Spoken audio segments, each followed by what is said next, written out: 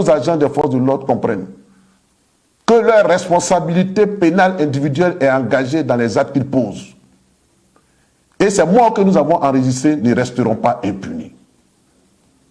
Le Front commun et les alliés sont à la tâche. Le Front commun et les alliés sont à pied d'œuvre pour monter des dossiers et nous porterons plainte. Nous porterons plainte afin que les coupables soient identifiés et qu'ils subissent la rigueur de la loi. Aucun crime dans ce 21e siècle ne reste impuni dans ce village planétaire auquel nous appartenons. Nous espérons qu'à l'avenir, nos forces de l'ordre comprendront cet appel républicain, humanitaire, fraternel, et qu'ils feront leur mission selon les principes de la République. Nous avons assisté récemment à des manifestations de colère en France. Les Français ont exigé le départ de Macron. Il y a eu des affrontements, parfois violents, brutaux, des agressions sur la personne et l'intégrité des forces de défense et de sécurité en France. Mais jamais nous n'avons vu des pertes en vie humaine. Nous n'avons vu des policiers dégainer ou ouvrir le feu sur des manifestants. Quand bien même ils se sont trouvés souvent en mauvaise posture, en difficulté.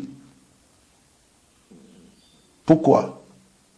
Ici en Afrique et singulièrement en Côte d'Ivoire, il y a cette propension à vouloir écraser les militants de l'opposition. Pourquoi il y a cette tendance à vouloir marginaliser les militants de l'opposition? Non, nous ne sommes pas des marginaux. Non, nous ne sommes pas des Ivoiriens de seconde zone à qui tout est interdit dans ce pays. Nous avons une constitution unique et cette constitution nous garantit des droits et nous entendons exercer ces droits-là. Et vous, en tant que force et agent de l'ordre, vous avez le droit de nous protéger lorsque nous exerçons nos droits constitutionnels. J'espère que nous avons été entendus et que, à l'avenir, de telles choses ne se reproduiront plus. Car nous sommes des frères et des sœurs, après et avant tout. Merci de m'avoir entendu. Quand la haute direction du Front commun a lancé le projet de la marche le 2 octobre 2025 pour le 11, immédiatement, quelques jours après, nous avons reçu une convocation de la préfecture de police à l'effet de nous présenter illico presto à la direction des enquêtes générales pour affaires nous concernant, pour être entendus. Je rappelle qu'à peine quelques jours auparavant, nous avions été à nouveau convoqués par le procureur de la République près du tribunal de première instance d'Abidjan à l'effet de nous délivrer un message selon ses dires. Mais ce message n'était nul autre que des menaces qui ont été proférées à notre endroit. Le procureur de la République nous a ouvertement menacés et il a dit qu'il nous tiendrait pour personnellement responsables de tout mouvement, de toute manifestation qui aurait lieu à quelques endroits du territoire ivoirien. Nous avons demandé au procureur de la République, mais de quelle information dispose-t-il? De quels éléments dispose-t-il? Et qui fonde sa certitude que nous sommes auteurs, complices, si effectivement des manifestations avaient lieu. Il n'a pas pu répondre à cette question. Il nous a demandé de faire bon usage de ces avertissements. Et donc, quand ce 6 octobre, nous recevons,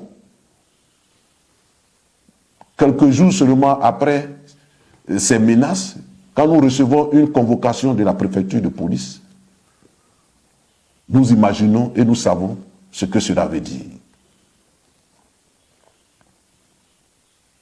Et donc, nous n'avons pas répondu à cette convocation. Nous n'avons pas répondu à cette convocation. Nous avons décidé en toute connaissance de cause, en toute responsabilité, de ne pas répondre à cette convocation. Car répondre à cette convocation signifiait nous rendre mains et pieds liés au régime. Répondre à cette convocation serait faire de nous-mêmes des prisonniers. Répondre à cette convocation serait donc de la capitulation. Nous avons décidé de ne pas répondre et adopter une posture de combat et de résistance. Et depuis ce jour, les forces de l'ordre sont à nos trousses. Les encagoulés sont à nos trousses. C'est la traque pour nous mettre la main dessus. Il n'y a pas longtemps encore, une seconde convocation est arrivée. Mais aujourd'hui, je suis à me demander pourquoi cet acharnement? Pourquoi ce harcèlement? Pourquoi vouloir, coûte que coûte, me mettre le grappin là-dessus, me mettre aux arrêts? Et qu'est-ce que j'ai fait? En tout état de cause, en ma qualité de coordonnateur général du comité opérationnel du Front commun, j'ai décidé de prendre mes responsabilités et de continuer le combat. De continuer le combat advienne que pourra. Et ce combat, je le mène avec vous, à vos côtés. Je n'ai pas fui. Je n'ai pas l'âme d'un fuyard. Je n'ai pas l'âme d'un traître. Je n'ai pas l'âme de quelqu'un qu'on intimide. Je vous invite donc à compter de maintenant, parce que nous allons rentrer dans la phase décisive de ce combat. Nous allons rentrer dans les moments ultimes de ce combat. Je vous invite à beaucoup plus de détermination, à beaucoup plus de volonté, à beaucoup plus d'engagement. Tous, autant que vous êtes, le Front commun vous appelle. Ses alliés, le RGPS, le Front populaire ivoirien et tous les démocrates vous appellent à occuper les rues. À occuper les rues pacifiquement, dans la discipline, dans l'ordre et avec un esprit républicain, comme vous avez toujours su le faire, surtout ce 9 août 2025. C'est un droit. Vous n'êtes pas en train d'enfreindre la loi. C'est un droit constitutionnel que vous exercez. Jeunes, femmes, adultes, travailleurs, étudiants, démocrates de tous, vous êtes invités à occuper pacifiquement les rues. Que ce soit dans tout le district d'Abidjan et même dans tout l'intérieur du pays, dans les grandes villes de l'intérieur du pays, tous les Ivoiriens sont invités à occuper les rues de façon pacifique. Je voulais vous dire, avec assurance, je voulais vous rassurer et je voulais apaiser ceux qui ont une once de doute en eux, que jamais, jamais aujourd'hui plus qu'hier, nous ne sommes si proches de la victoire et de la délivrance. Je le répète, je voulais vous dire, avec foi, conviction, et rassurer ceux qui sont traversés, ceux qui seraient tentés d'être traversés par le doute, que jamais, aujourd'hui plus qu'hier, nous ne sommes aussi proches de la victoire et de la délivrance. Mais la balle est dans votre camp. La balle est dans notre camp. Et le salut de ce pays La renaissance de ce pays réside entre nos mains, entre vos mains. Osez agir, osez manifester pour oser gagner et triompher. Osez agir, osez manifester pour triompher et gagner. Pour triompher et gagner. Je sais qu'en chacun de vous vibre l'esprit patriotique. Je sais qu'en chacun de vous, du plus profond de son être, veut que les choses changent en Côte d'Ivoire. Et il y a comme un appel intérieur.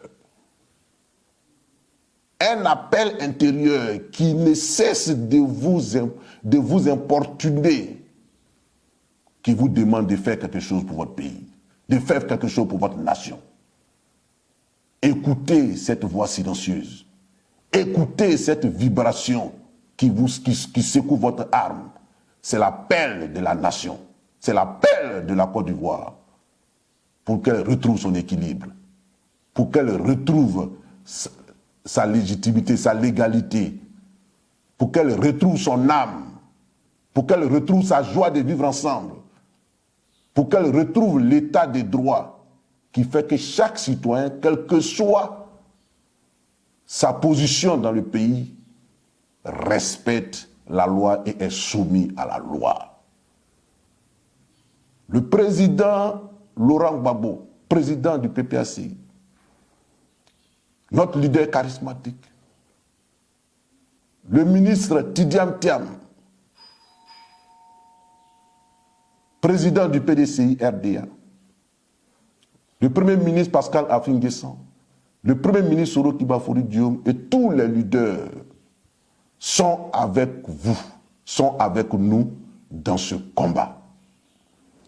J'appelle donc tous les responsables du Front commun, du GPS, du FPI, les fédéraux, les responsables des sections, les secrétaires généraux adjoints, les coordonnateurs régionaux, les délégués départementaux du PDCI, les délégués des districts du PDCI, tous les responsables, je dis, que chacun dans sa zone, dans sa région, dans son département, que toutes ces organisations coalisent, que toutes ces organisations se mettent ensemble pour organiser la résistance de façon locale. Pour la patrie, nous sommes prêts à tous les sacrifices. Pour la patrie, nous sommes prêts à tous les sacrifices. Pour la patrie, nous sommes prêts à tous les sacrifices. Haut les cœurs, tous dans la rue, tous dans la rue, jusqu'au triomphe de l'état de droit en Côte d'Ivoire. Je vous remercie.